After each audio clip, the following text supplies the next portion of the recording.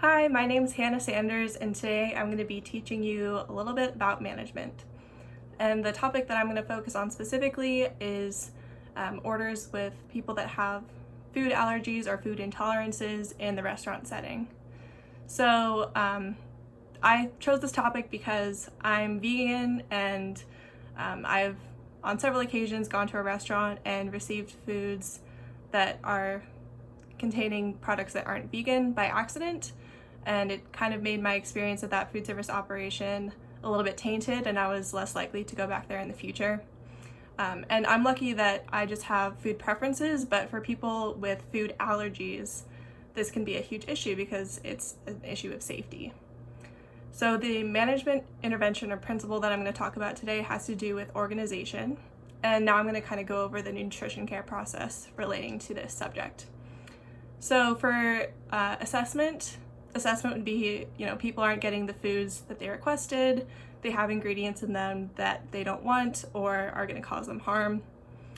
The diagnosis would be that there's a problem with recording and organizing all the information when the waiter is taking down that person's order. And then I'm going to list several interventions.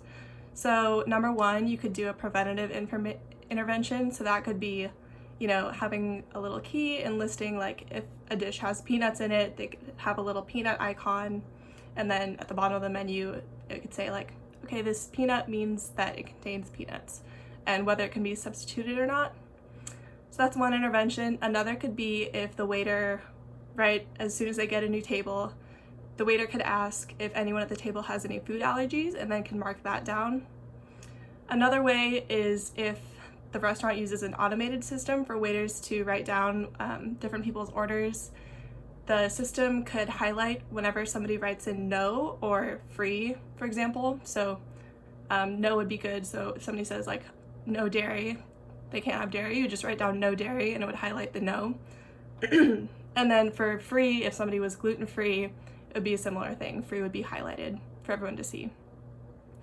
Another way, if they use pen and paper, you could have a little key, so if somebody says no peanuts, then somebody could just draw a box around that, and then the whole kitchen, the whole establishment would understand that a box around something means to leave it out.